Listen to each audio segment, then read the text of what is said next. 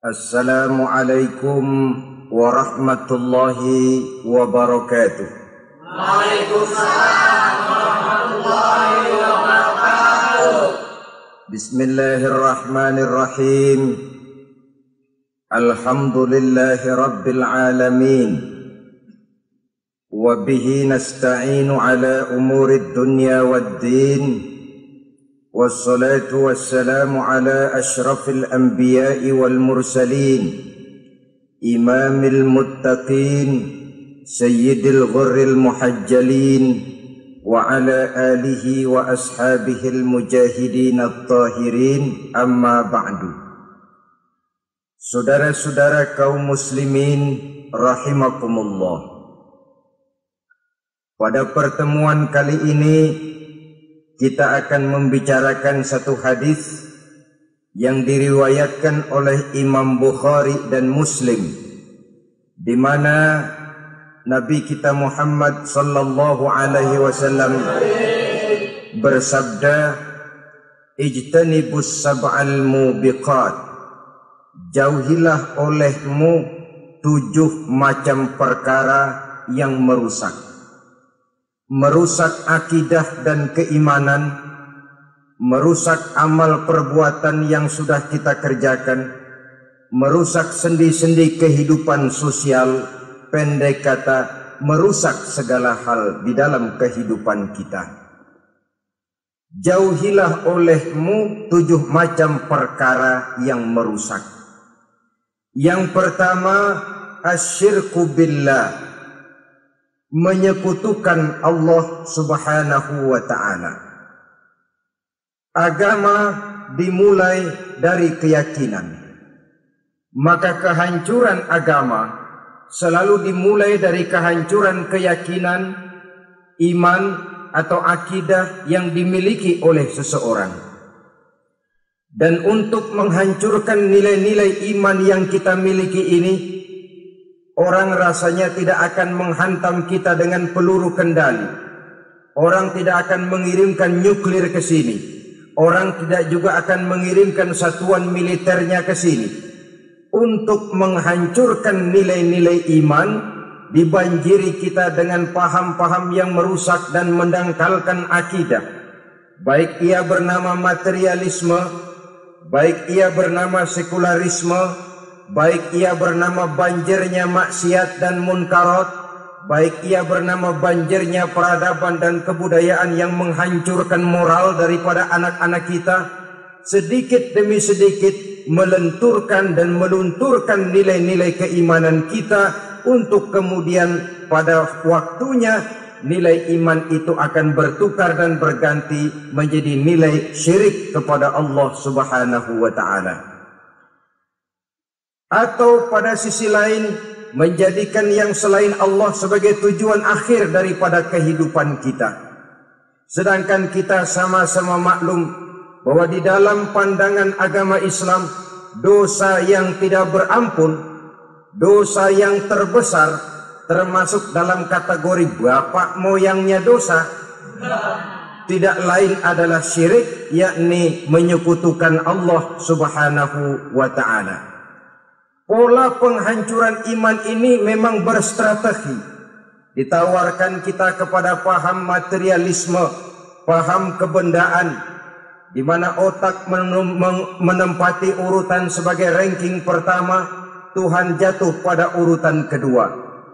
Lalu menyusul kepada paham sekularisme, Allah dipisahkan dari seluruh kegiatan hidup ini, untuk pada gilirannya menjadikan yang selain Allah sebagai tujuan akhir daripada seluruh kegiatan hidup kita. Oleh karenanya, kewajiban menjaga nilai-nilai iman ini merupakan kewajiban yang mulia tetapi berat. Tidak hanya untuk kita, tetapi juga bagaimana mewariskannya kepada anak-anak kita, generasi yang akan datang. Orang-orang tua bijaksana yang diceritakan di dalam Al-Quran, kalau sudah berpikir tentang anak-anaknya, pertanyaan yang paling mereka risaukan ialah, ma ta'buduna min ba'di. Anakku, kalau pada satu saat aku, ayahmu sudah tidak ada lagi di dunia ini, meninggalkan kamu semua, ma ta'buduna min ba'di, apa yang akan kamu sembah nak?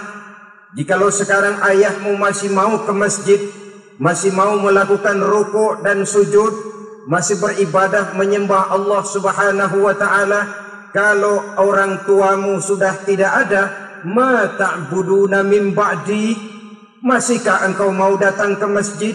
Masihkah engkau mau rukuk dan sujud? Masihkah engkau mau menyembah Allah Subhanahu wa ta'ala? Pertanyaan ini yang dipikirkan oleh Nabi Yakub kepada putra-putranya. Pertanyaan ini yang diteruskan oleh Nabi Ibrahim kepada anak-anaknya. Pertanyaan ini yang diwariskan oleh generasi ulama'us salafus saleh kepada para generasi berikutnya. Bagaimana kita generasi sekarang? Kita orang-orang tua sekarang bukan berfikir ma ta'buduna min ba'di, malah yang kita fikirkan ma ta'kuluna min ba'di. Kalau bapak tidak ada nanti kamu makan apa nak? Perkara kamu nyembah apa urusan nomor 18. Yang penting kamu nanti hidup bisa makan nak. Maka kita sibuk mewariskan harta kepada anak-anak kita. Kita sibuk mewariskan kebun dan tanah kepada anak-anak kita. Kita sibuk mewariskan pabrik kepada anak-anak kita. Sementara kita lupa mewariskan intan yang paling mahal, mewariskan mutiara yang paling berharga, yaitu nilai iman kepada Allah Subhanahu wa ta'ala. Alangkah baiknya apabila warisan harta, warisan tanah dan kebun, warisan rumah dan pabrik didasari lebih dahulu dengan mewariskan nilai iman kepada Allah Subhanahu wa ta'ala. Sebagai orang-orang tua, kita boleh bersedih kalau anak kita tidak mengerti komputer. Kita boleh bersedih kalau anak kita tidak mengerti matematika. Kita boleh bersedih kalau anak kita tidak mengerti bahasa Inggris. Tapi sewajarnya lebih bersedihlah kita orang tua jikalau mempunyai anak yang tidak kenal Allah sebagai Tuhannya, yang kemudian tidak mau rukuk dan sujud kepada Allah Tuhannya. Itulah kemalangan yang paling malang bila kita meninggalkan generasi yang tidak bertauhid kepada Allah Subhanahu wa ta'ala. Betapapun anak kita tidak ngerti komputer, saudara, paling-paling kerugiannya cuma kerugian dunia. Masuk dia ke alam barzakh, munkar nakir tidak akan sempat tanya kau belajar komputer apa tidak. Kumpul dia di padang mahsyar, malaikat juga tidak akan tanya matematikamu nilainya berapa. Yang ditanya kau kenal Allah, kau rukuk dan sujud kepadanya, kau pernah datang ke masjid. Oleh karena itu sekali lagi, menjaga nilai iman tidak hanya untuk kita, tetapi juga mewariskannya kepada anak-anak kita generasi yang akan datang. Sungguh kemalangan yang paling besar apabila kita meninggalkan anak-anak kita. Mereka kita tinggalkan lemah ekonominya, itu tidak baik. Mereka kita tinggalkan lemah otaknya, itu pun akan membuat mereka tertinggal oleh yang lain. Tapi yang paling celaka, jikalau kita tinggalkan mereka dalam kondisi lemah imannya, rapuh akidahnya, tidak baik dan tidak betul keyakinan hidupnya. Oleh karena itu Nabi berpesan, jauhilah 7 perkara yang merusak. Yang pertama, syirik kepada Allah Subhanahu wa ta'ala. Menyekutukan Allah baik dalam ucapan, dalam keyakinan ataupun dalam perbuatan. Ini perkara pertama yang termasuk 7 perusak besar di dalam kehidupan.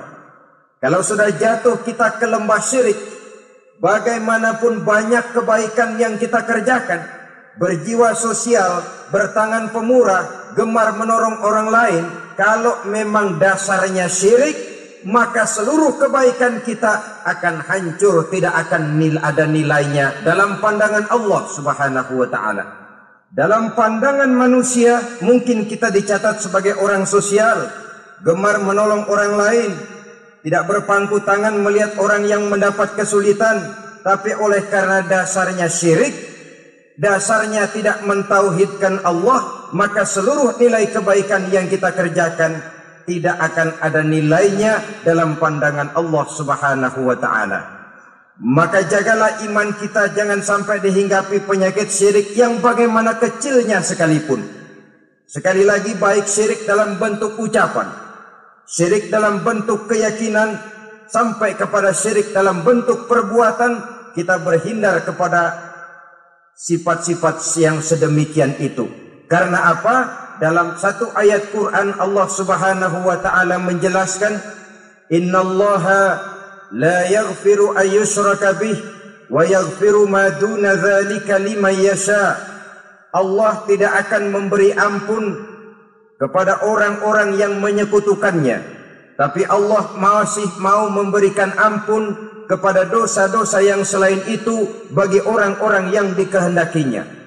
Dosa selain syirik, apabila kita bertaubat, Allah masih mau mengampuni. Tapi kalau sudah jatuh ke tempat syirik, itu sudah dosa yang tidak berampun. Taubatnya tidak lain melepas syirik, kembali kepada tauhid, berkeyakinan bahwa hanya ada Allah Subhanahu wa taala, Tuhan satu-satunya yang lam yalid wa lam yulad wa lam yakul lahu kufuwan ahad. Tidak beranak, tidak pula diperanakkan, dan tidak satupun yang dapat menyerupai Tuhan Allah Subhanahu wa ta'ala. Saudara-saudara kaum muslimin rahimakumullah, bahwa kita di zaman sekarang memang tidak menyembah berhala, ya. Bahwa kita tidak berterang-terangan mengatakan Tuhan lebih dari satu, memang. Bahwa kita tidak berkeyakinan Tuhan itu punya anak atau diperanakkan, tentu. Tapi dalam perbuatan dan i'tiqad, kita kadang-kadang jatuh tanpa kita sadari ke tempat yang bernama syirik ini. Oleh karenanya, di zaman di mana teknologi makin canggih, di mana kemajuan pembangunan makin menjangkau berbagai aspek kehidupan, diperlukan keseimbangan antara kemajuan fisik material dengan kemajuan mental spiritual. Apabila tidak ada keseimbangan, yang terwujud tentulah kepincangan, yang diawali dengan pincangnya cara kita berpikir, sehingga pada akhirnya akan mengarah kepada pincangnya cara kita berbuat dan bertindak di dalam kehidupan kita. Oleh karena itu, Nabi berpesan, jauhilah sifat syirik, karena syirik merupakan dosa yang teramat besar. Ini sifat merusak yang pertama. Yang kedua, kata Nabi, wasihra, jauhilah sihir.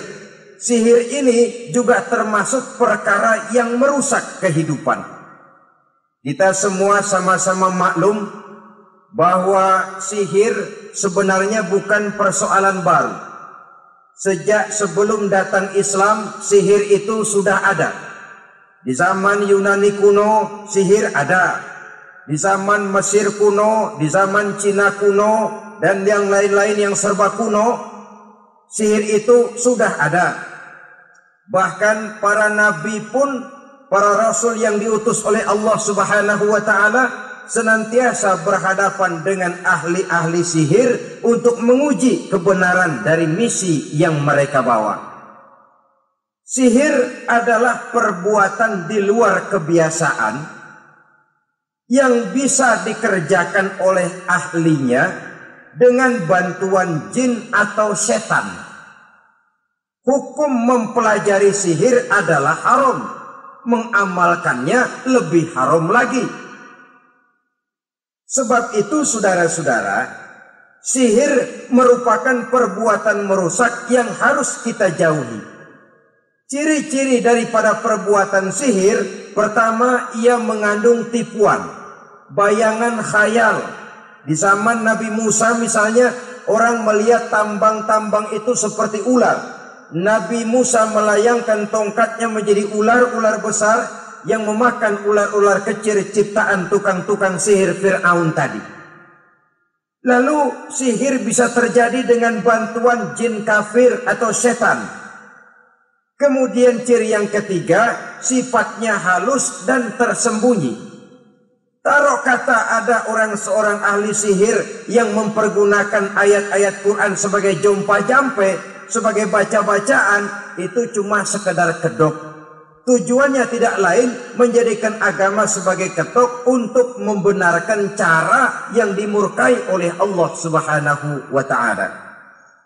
Satu hadis yang diriwayatkan oleh Imam Bazar dan Tabrani, Nabi berpesan, "Laisa minna man tatayyara lahu au takahhana au tukuhhina lahu au sahira lahu." Tidak termasuk ke dalam golonganku, kata Nabi. Tidak termasuk umatku. Siapa mereka? Man tatayyara lahu, orang yang bertatoyur. Apa tatoyur itu? Dari kalimat toyaro, artinya terbang. Toir biasa diartikan dengan burung. Tatoyaro percaya kepada suara-suara burung. Man tatayyara lahu, mempercayai, meyakini dengan benar-benar kepada suara beburungan. Kan suka ada itu, nah bunyi burung tuh, maling liwat. Maling liwat. Burung bunyi, maling liwat. Itu termasuk tatayyara lahu, percaya kepada suara burung. Kan aneh kalau suara orang nggak dipercaya, suara burung malah dipercaya. Ada ustadz ceramah, kiai ngaji, nggak mau didengerin, burung dengerin benar. Nah, suaranya dari sebelah mana? Belah kulon. Nah, itu tandanya ano. Habis dihitung-hitung. Itu termasuk tatayyara lahu. Au takahana, atau bertenung, au tukuhina, atau minta ditenungkan, au sahirolahu, atau melakukan perbuatan sihir, atau minta disihirkan. Laisa minna, tidak termasuk ke dalam golonganku, kata Nabi. Sehingga dengan demikian saudara-saudara, menghadapi sihir dengan sihir sekalipun termasuk perbuatan yang tidak diajarkan oleh agama. Kita kan mempelajari sihir untuk jaga diri. Tidak apa-apa. Yang dilarang mengamalkannya, dilarang juga mempelajarinya. Sebab orang kalau sudah mengetahui, biasanya lalu terangsang untuk mencoba. Kalau percobaannya berhasil, biasanya terangsang untuk coba lagi dan coba lagi. Pada akhirnya ketagihan, lalu beralih menjadi profesi, apalagi itu nanti bisa mendatangkan hasil uang. Saudara-saudara kaum muslimin rahimakumullah, kita manusia makhluk nyata. Kita hidup di alam nyata, terikat oleh sunnatullah, causality. Oleh karenanya, bagi kita keyakinan yang penuh, keikhlasan di dalam bertuhankan Allah, penyerahan diri sepenuhnya hanya kepadanya, itu sudah merupakan obat penangkal yang sangat ampuh agar kita tidak terkena penyakit-penyakit yang dibuat oleh setan dan para pembantunya. Hingga beberapa ayat Quran mengajarkan, misalnya a'udzu bikalimatillahi tammati min syarri ma khalaq, atau bismillazi la yadurru ma'asmihi syai'un fil ardi wala fis sama, dengan menyebut nama Allah yang tidak bisa mendatangkan bahaya sedikit pun, dari baik yang datang dari langit maupun yang datang dari bumi. Jiwa yang kosong dari keyakinan yang penuh kepada Allah, jiwa yang penuh was-was dan ragu-ragu, itu yang mudah terserang oleh penyakit-penyakit yang dikerjakan oleh para tukang-tukang sihir, yaitu oleh setan dan seluruh para pembantunya. Kemudian hadis kedua yang diriwayatkan oleh Imam Ibnu Hibban, Nabi bersabda, la yadkhulul jannata mudminu khamrin wala mu'minu bisihrin wala qati'u rahmin. Tidak masuk surga. Ini Nabi yang bilang, tidak masuk surga. Siapa itu? Pertama, mudminu khamrin, orang yang berkekalan dalam mabuk. Selalu mudminun itu sudah menjadi perbuatan rutinnya, tidak kapok-kapoknya. teler seumur hidup. Mudminu khamrin, tidak masuk surga orang yang selalu bermabuk-mabukan. Yang kedua, wala mu'minu bisihrin, orang mukmin tapi main sihir. Ini juga oleh Nabi diperingatkan, tidak akan masuk surga orang mukmin tapi suka main sihir. Wala qati'ur rahmin, dan tidak juga orang yang memutuskan silaturahmi. 3 macam manusia yang diperingatkan Nabi tidak akan masuk surga: orang yang selalu mabuk, orang mukmin yang main sihir, dan orang yang memutuskan silaturahmi. Saudara-saudara kaum muslimin rahimakumullah. Lalu orang berkata, kenapa dilarang kita bersihir? Padahal Rasul sendiri kan punya mukjizat. Nah, kita memang harus membedakan antara mukjizat dengan sihir.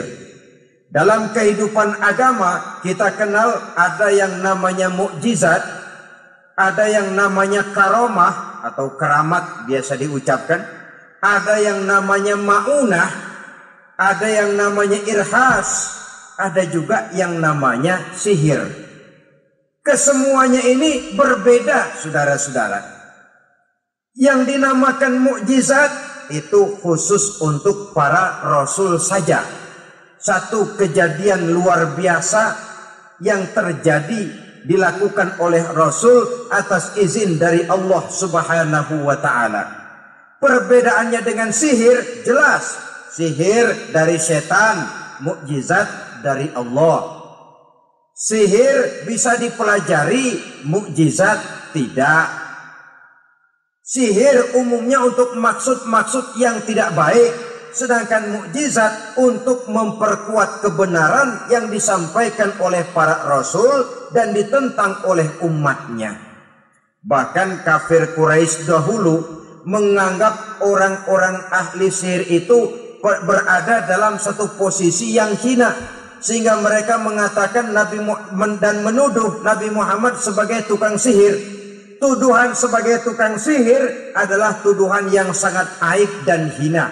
Di tengah masyarakat kufar jahiliyah, kedudukan tukang sihir dipandang sebagai kedudukan yang hina, sehingga mereka mengejek Nabi dengan sebutan tukang sihir.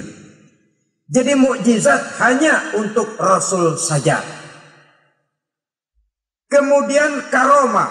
Karomah ini asal kata dari karomah, kehormatan, kemuliaan yang diberikan Allah kepada hamba-hambanya yang rajin mendekatkan diri kepadanya. Oleh karena ketekunannya melaksanakan ibadah, Allah memberikan keistimewaan kepada orang itu, yang dengan keistimewaannya dia bisa mengerjakan yang tidak bisa dikerjakan oleh orang lain. Karomah hanya bisa dicapai dengan prestasi ibadah.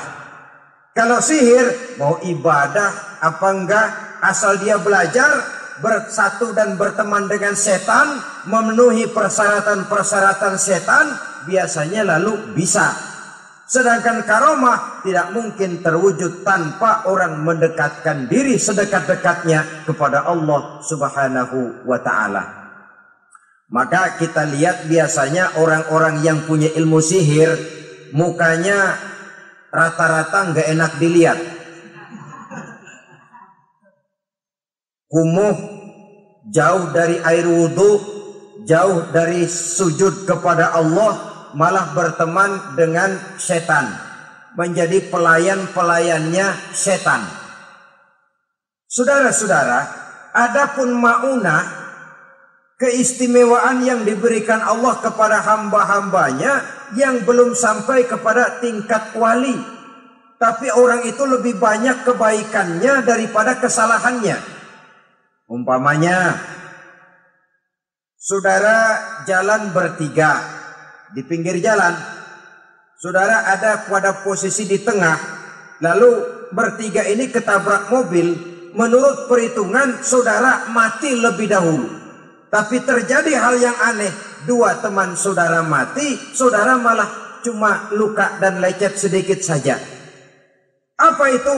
Kalau kita lebih banyak kebaikannya daripada kesalahannya, itu yang dinamakan ma'unah. Pertolongan yang diberikan Allah kepada hamba-hambanya yang lebih banyak kebaikannya daripada kesalahannya. Sedangkan yang dinamakan irhas, kejadian luar biasa pada diri seseorang pada waktu dia masih kecil, yang menunjukkan tanda-tanda keistimewaannya. Itu umumnya pada para nabi pada usia kecilnya sudah ada irhas, tanda-tanda istimewa. Jelas baik mukjizat, karomah, maunah maupun irhas berbeda dengan sihir. Sihir ini jelas saja merupakan bantuan dan persekutuan antara manusia dengan setan.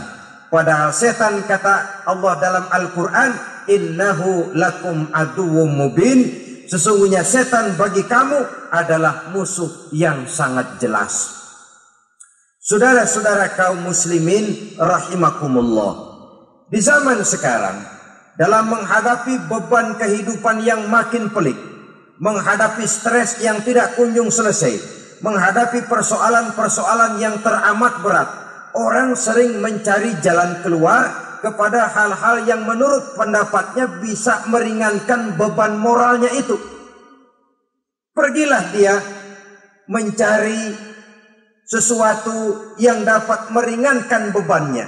Dan tidak jarang yang jatuh ke pangkuan tukang-tukang tenung, ke pangkuan tukang-tukang sihir, yang mereka itu oleh Quran dijelaskan kadzabal munajjimun walau sodaku. Tukang-tukang tenung, tukang-tukang sihir, mereka itu bohong walaupun benar. Maksudnya bohong walaupun benar, artinya kalau yang mereka kerjakan benar, itu sih kebenaran. Benar dengan kebenaran itu lain. Kebenaran, kebetulan bisa, tapi tidak untuk selalu. Apalagi kalau itu sudah membahayakan kehidupan orang lain. Jadi oleh karena itu Nabi berpesan, jauhilah daripada sihir. Kalau sudah jauhilah dari sihir, artinya ya jauhilah daripada mempelajarinya, jauhilah daripada bergaul dengan orang-orang yang ahli di bidang itu, karena dari pergaulan segalanya bisa menular. Baiklah saudara, ini yang kedua. Yang ketiga pesan Nabi, wa qatlan nafsil lati harramallahu illa bil haq. Membunuh orang lain dengan cara yang tidak benar. Membunuh orang yang diharamkan oleh Allah Subhanahu wa taala untuk melakukannya kecuali dengan alasan yang benar. Kita tahu Islam adalah agama damai. Sesuai dengan namanya, ia tidak dikembangkan dengan pedang dan kekerasan. Ia dikembangkan dengan keteladanan dan tuntunan moral. Oleh karena Islam bukan agama kekerasan, Islam pun tidak mementingkan dan mengajarkan kekerasan kecuali dengan alasan yang benar dan bisa dipertanggungjawabkan. Membunuh dengan sengaja, menghilangkan nyawa orang lain tanpa alasan yang bisa dibenarkan adalah merupakan dosa besar dan satu di antara 7 perkara yang bisa mendatangkan kerusakan dalam kehidupan dan yang hendaknya harus kita jauhi. Saudara-saudara kaum muslimin rahimakumullah, beberapa waktu yang lalu di sebuah kota kecil yang indah bernama New Auckland. Saudara tahu New Auckland? Itu dari Gunung Kidul masih ngidul lagi. Pernah diadakan satu seminar yang membicarakan bagaimana menyelamatkan masyarakat manusia dari bahaya Perang Dunia Ketiga. Diperkirakan kalau terjadi Perang Dunia Ketiga, manusia tidak akan tersisa. Sebab apa? Pada waktu itu, cadangan nuklir yang dimiliki oleh bersama Amerika dan Rusia konon sudah sanggup memusnahkan 6 miliar manusia pada saat jumlah manusia baru 5 miliar. Jadi kelebihan nuklir dunia ini. Kalau terjadi perang dunia ketiga, sulit manusia untuk tersisa. Maka dibahaslah di dalam seminar itu, supaya tidak terjadi perang dunia ketiga, maka perlombaan membuat senjata-senjata canggih, alat-alat pembunuh modern harus segera dibatasi. Dibahas, tidak mungkin kita membatasi perlombaan membuat senjata. Kenapa? Makin maju ilmu dan teknologi, makin canggih senjata yang ditemukan. Atom sudah meningkat menjadi nuklir, nuklir sudah meningkat menjadi neutron, dan kita tahu bom yang bernama neutron ini, bom yang cukup membunuh tanpa perlu merusak. Artinya kalau dia diledakkan di kota kita ini, bangunan utuh, jembatan tidak ambruk, rumah-rumah tetap berdiri, tapi semua yang bernama hidup mati. Itu katanya lebih sopan dari bom atom. Sebab kalau si atom ini sudah membunuh, merusak pula. Neutron cukup membunuh saja tanpa perlu merusak.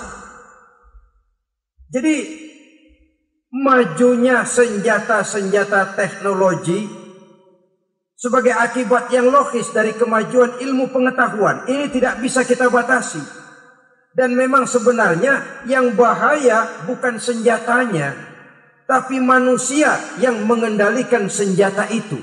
Mereka kembali kepada prinsip the man behind the gun. Bukan senjatanya yang bahaya, tapi manusia yang mengendalikan senjata itu yang bahaya. Walaupun senjatanya modern, katakanlah model M16 umpamanya, kalau yang mengendalikannya orang beriman, insya Allah aman. Tapi biar megang cuma senapan angin, kalau yang megang orang brutal, ngeri kita deket-deket. Apalagi kalau memang bukan ahlinya menggunakan senjata, bisa ngeker kaki kena jidat.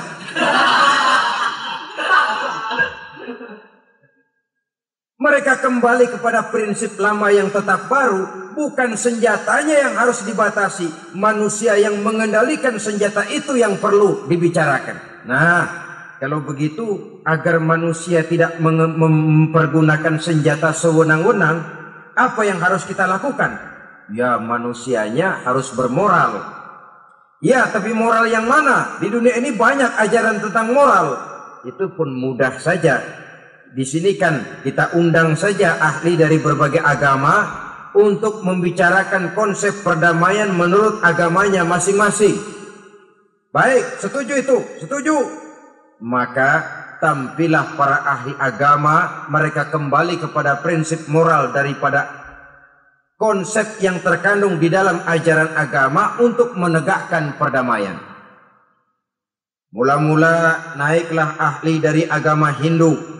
Dibacakan konsep perdamaian menurut ajaran agama Hindu, bahwa untuk damai manusia harus meninggalkan nafsu keduniaannya, menempuh samsara dan sebagainya untuk mencapai nirwana, menjauhi kemegahan dan kemewahan dunia. Ini lalu dibahas, rasanya juga tidak mungkin ini. Kemudian dari agama Nasrani, bahwa untuk damai manusia harus menciptakan sifat kasih sayang. Kalau ditampar pipi kiri, berikan pipi yang kanan. Kalau diberikan selendang, berikan baju. Nanti orang kasihan, lalu dia tidak akan nampar lagi. Ketika ini dibahas, ternyata rasanya pun tidak mungkin bisa diterima. Karena apa? Di zaman sekarang orang ditampar pipi kiri, dikasih pipi kanan. Bukan kasihan, gemes.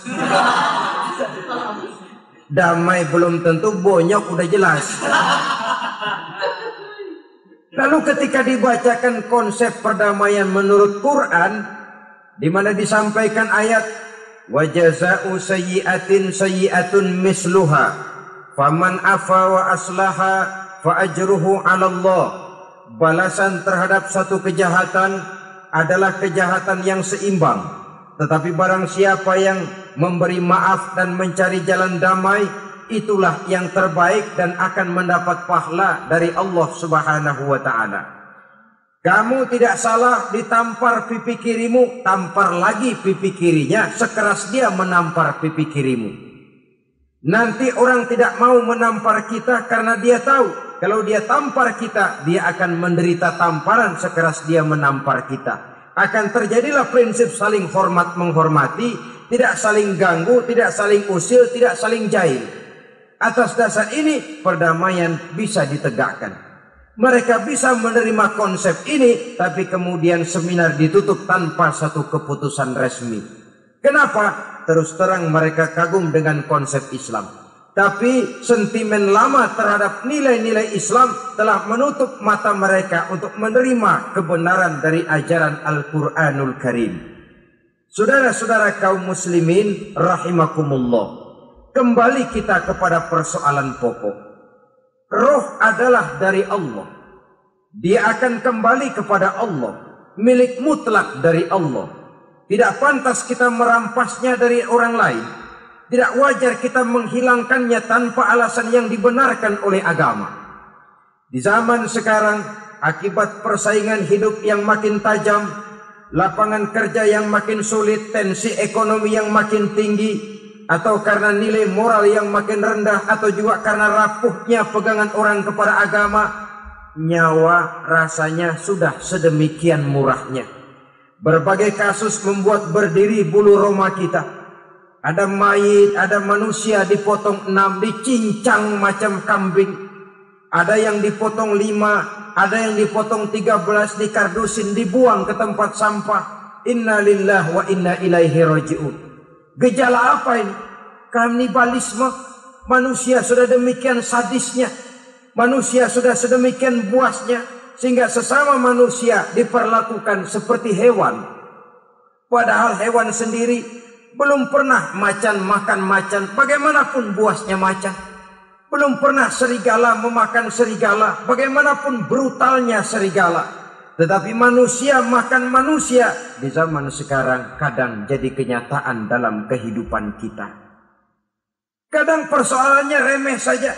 Soal uang 200 perak, pisau bicara, nyawa melayang.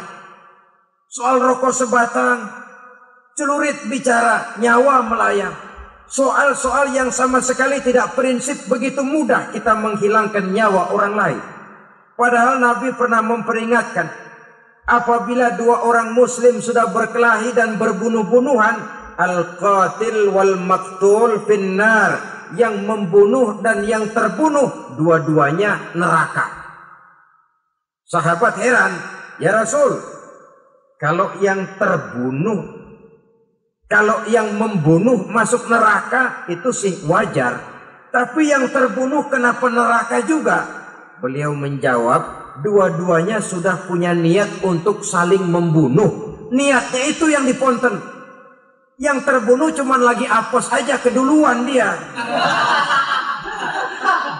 Umpama tidak terbunuh, pasti dia yang akan membunuh.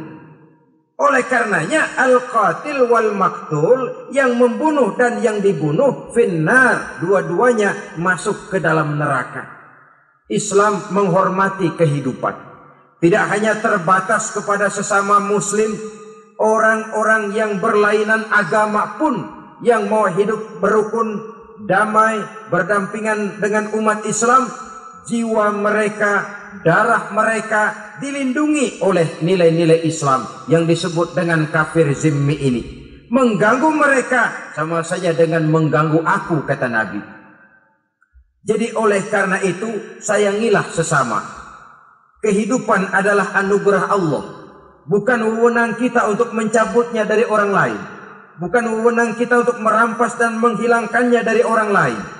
Apa yang tidak enak terjadi pada diri kita, begitu pula lah apabila terjadi pada diri orang lain. Sehingga Nabi mengatakan, la yu'minu ahadukum hatta yuhibba li akhihi ma yuhibbu li nafsihi. Belum dikatakan beriman seseorang kamu apabila dia belum mencintai saudaranya seperti ia mencintai dirinya sendiri. Apa yang enak dirasakan oleh orang lain, enak juga dirasakan oleh dia. Mengukur orang lain dengan diri sendiri. Kalau orang lain tanpa salah saya fitnah, kalau saya tanpa salah difitnah orang, enak apa enggak? Enggak, orang lain juga begitu. Kalau orang lain tanpa salah saya tempeleng kepalanya, enak apa tidak? Tidak. Orang lain juga begitu. Yang tidak enak terjadi pada diri kita, tentu tidak enak juga kalau terjadi pada orang lain.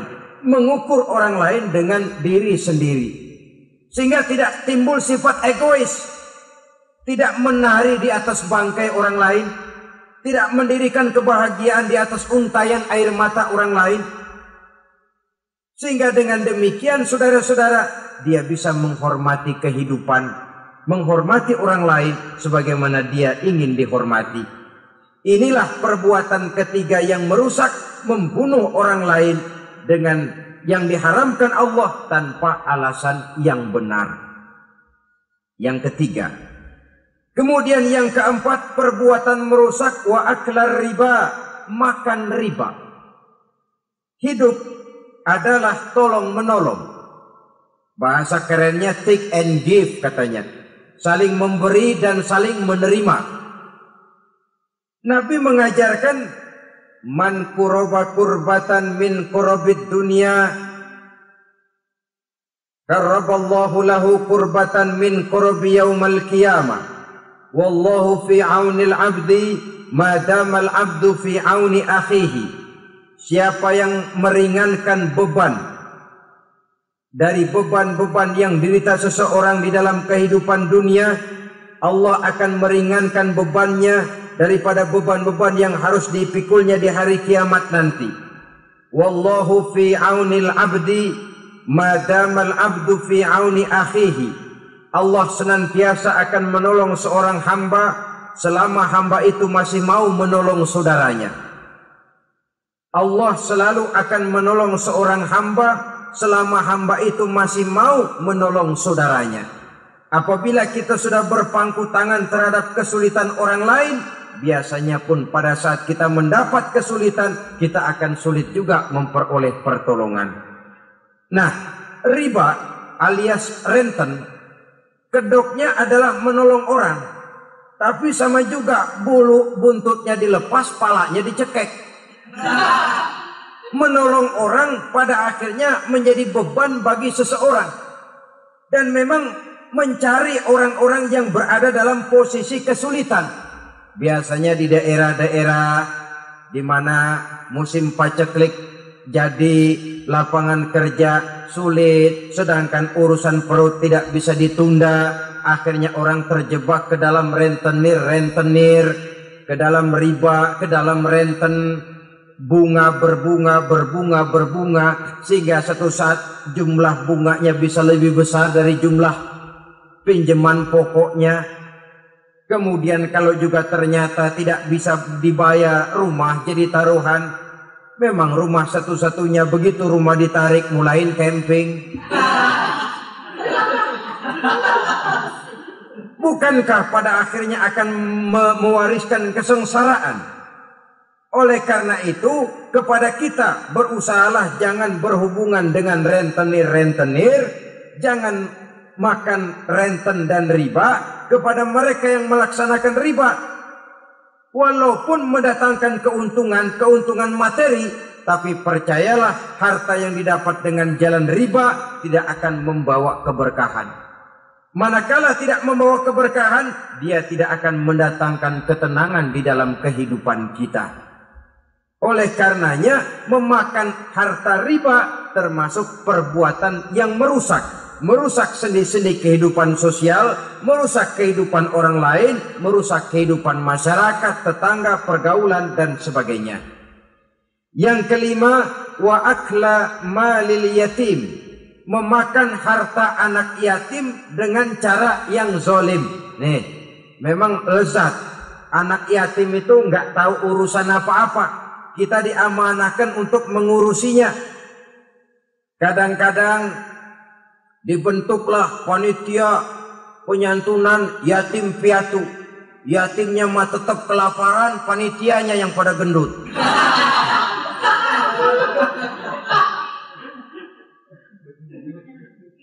Padahal memakan harta anak yatim termasuk perbuatan dosa besar. Dan menjantuni yatim merupakan perbuatan mulia. Nabi mengatakan, ana wa kafilul yatim kahataini yaumal qiyamah. Aku dan orang-orang yang menyantuni anak yatim seperti dua jari ini pada hari kiamat nanti. Dekat sekali. Jikalau ingin di hari akhir nanti dekat dengan Rasul, bersahabatlah dengan anak-anak yatim. Jadilah pengurus anak-anak yatim. Bangunlah panti-panti asuhan yatim. Pada saat bapak ibunya meninggal, kitalah yang menjadi orang tuanya. Bahkan sedemikian besar perhatian Islam terhadap anak-anak yatim ini, sehingga Quran memberikan peringatan, ara'aital ladzi yukadzibu bid-din fadzalikal ladzi yad'ul yatim wa la yahuddu ala ta'amil miskin. Tahukah kamu siapa orang yang mendustakan agama, beragama tapi dianggap dusta, salatnya dusta, puasanya dusta karena agamanya sudah berdusta. Siapa mereka? Fadzalikal ladzi yad'ul yatim, orang yang menyia-nyiakan anak yatim, wala yahuddu ala ta'amil miskin, dan tidak pernah memberi makan kepada orang-orang yang menderita kemiskinan. Menyia-nyiakan, meninggalkan anak yatim termasuk perbuatan yang divonis kita sebagai orang yang mendustakan agama. Saudara-saudara kaum muslimin rahimakumullah, maka sangat dicela mengeksploitir anak-anak yatim, menjadikan mereka sebagai kedok untuk mencari kekayaan pribadi. Tetapi jikalau ikhlas, ganjarannya sangat besar, nilai pahalanya sangat besar. Menyantuni yatim tidak hanya setahun sekali. Kalau Muharram pakai istilah lebaran yatim, dibentuklah panitia, diberilah beras, uang 45.000 rupiah, alhamdulillah. Tapi jangan lupa, si yatim tidak hidup cuma satu hari. Dia tidak hidup cuma di bulan Muharram saja. Dia hidup 12 bulan dalam setahun. Sebagaimana anak-anak yang lain, dia juga berhak punya masa depan. Dia juga berhak menikmati bangku sekolah. Dia berhak mengenyam arti dan makna pendidikan. Dia berhak membekali diri dengan ilmu dan pengetahuan, seperti halnya anak-anak yang lain. Maka kita yang diberikan keluasan oleh Allah, ingatlah itu, bersahabatlah dengan anak-anak yatim, santuni mereka. Perkara setahun sekali di bulan Muharram, alhamdulillah, itu bagus, bin Thayyib alias baik. Tapi tentu dan tentu sekali lagi, si yatim tidak hanya hidup di bulan Muharram. Dia hidup 12 bulan dalam setahun, 24 jam di dalam sehari. Oleh karenanya, menyia-nyiakan mereka pada saat posisi kita memang mampu akan memojokkan kita dalam satu posisi di mana kita dianggap sebagai orang yang mendustakan agama, memakan harta anak yatim dengan cara yang zolim.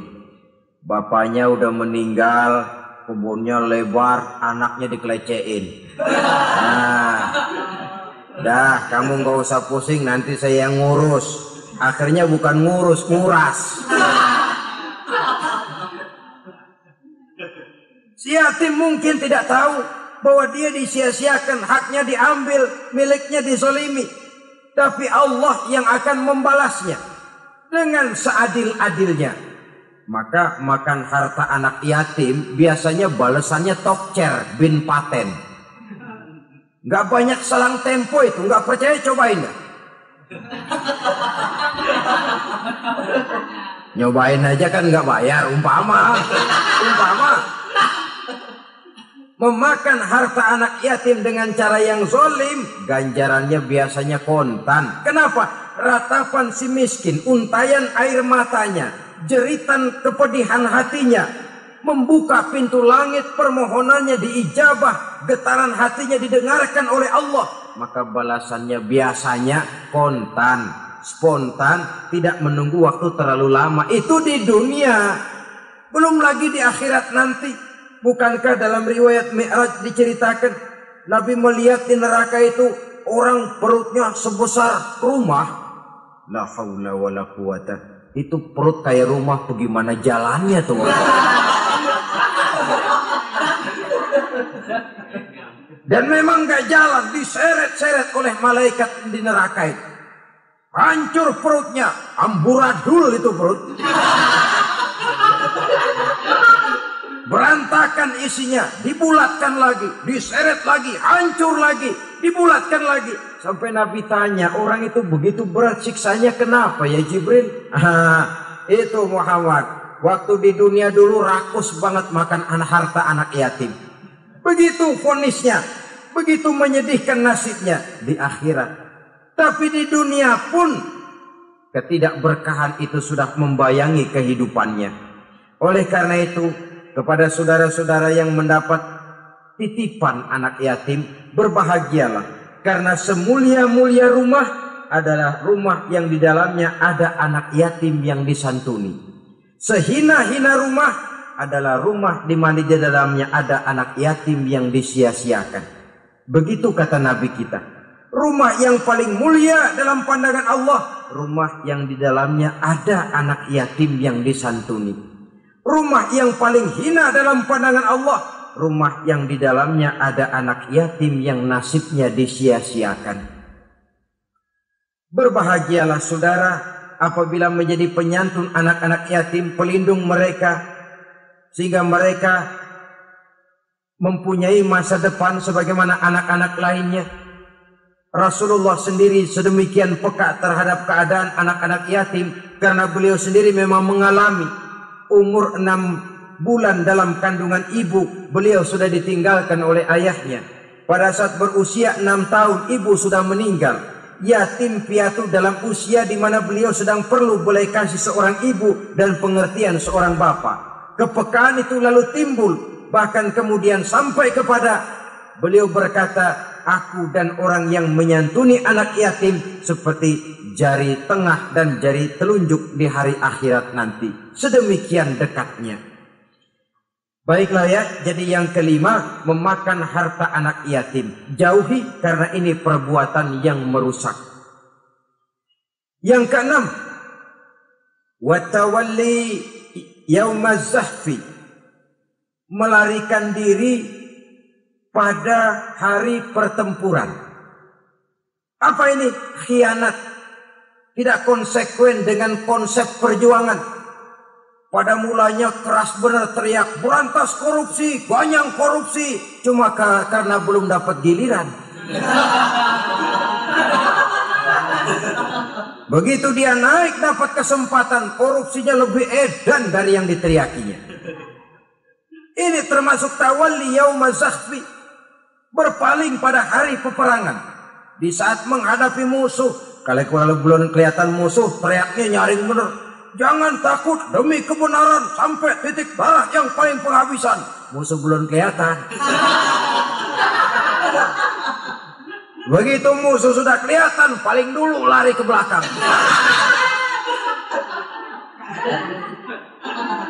Kalau diajak berjuang ada saja alasannya. Sehingga Quran memberikan peringatan kepada kita semua. Mengapa kamu ini berat? Kalau sudah diajak berjuang di jalan Allah, kakimu seperti terhunjam berakar di perut bumi. Berat untuk melangkah berjuang. Lari dari pertempuran tidak konsekuen dengan konsepsi perjuangan. Mau enaknya saja. Dalam kondisi yang sulit lalu berpangku tangan. Ini termasuk ciri munafik yang di dalam Al-Quran disindir dengan bahasa kullama adha'a lahum masyaufi wa iza azlama alaihim qamu. Waktu terang mereka jalan, giliran gelap mereka mandek. Artinya maksudnya kalau giliran ada untungnya aja rame-rame teriak Islam. Tapi begitu diminta berjuang, dituntut berkorban, rame-rame mundur. Waktu dilihat di Islam ada untungnya, rame-rame teriak Islam. Pak, saya Islam banget, Pak. KTP saya Islam, Pak. Pokoknya Islam banget dah. Tapi ketika diminta berjuang, dituntut sedikit berkorban, rame-rame mengundurkan diri. Tahun 65 PKI berontak. Waduh, waktu itu jadi orang Islam untung itu. Nggak dikejar-kejar, aman. Masjid rame, mobil-mobil mewah parkir di depan musola dan masjid. Kenapa? Waktu itu asal udah ke masjid aman. Islam selamat, untung. Tapi begitu keadaan aman, yang parkir di musola beda butut melulu.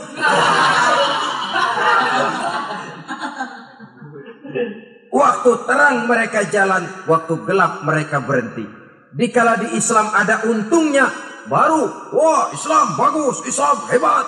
Tapi waktu dilihat ada kerugian, jangan bawa-bawa Islam dah. Jangan bicara soal Islam, ini kan bukan soal agama. Bukan soal agama. La haula wa la quwata illa billah. Beragama kita ambil talfik fiddin, mengambil yang enteng-enteng saja dalam urusan beragama ini. Tidak konsekuen kita dengan Islam kita. Seolah kita mau memilih mana yang terasa cocok sama selera kita, kita teriak Islam. Beratan aja dikit, rame-rame berpaling. Itu termasuk tawalli yaumaz zahfi. Para pengkhianat, mental-mental hipokrit yang tidak mau konsekuen menghadapi segala bahaya. Itu termasuk perbuatan yang merusak. Kenapa? Kalau cuma dia saja yang lari, mungkin tidak jadi soal. Tapi larinya ini akan mempengaruhi orang lain. Nah, pengaruhnya itu yang dicegah. Sebab kalau satu sudah mulai lari, yang lain mulai ngelirik. Ketika yang dilirik kemudian tidak ada reaksi, dia akan ikut lari. Artinya apa? Seorang muslim harus konsekuen dengan konsep perjuangannya, dengan keyakinan keagamaannya, dan tidak memilih yang enak-enak saja di dalam kehidupan beragama. Lari dari pertempuran, bermental khianat, mengkhianati agama, merupakan satu di antara sifat yang merusak. Terakhir saudara, wa qazfal muhsanatil ghafilatil mu'minat, menuduh perempuan baik-baik yang tidak tahu menahu tentang tuduhan yang dituduhkan kepadanya, menuduh perempuan mukmin yang baik-baik yang tidak tahu menahu tentang tuduhan yang dilakukan kepadanya. Fitnah lebih bahaya daripada pembunuhan. Orang yang tidak salah bisa hancur namanya. Orang yang berniat baik bisa ambruk perjuangannya oleh karena fitnah. Sehingga dikatakan al-fitnatu asyaddu minal qatli. Fitnah lebih bahaya daripada pembunuhan.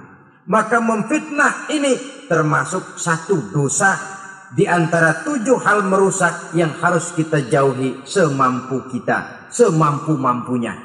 Mengupayakan sebisa-bisanya jangan sampai terjebak ke dalam hal yang demikian.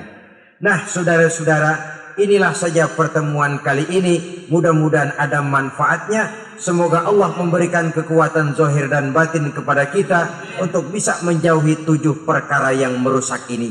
Terima kasih atas segala perhatian. Mohon maaf atas segala kekurangan. Wabillahi taufiq wal hidayah.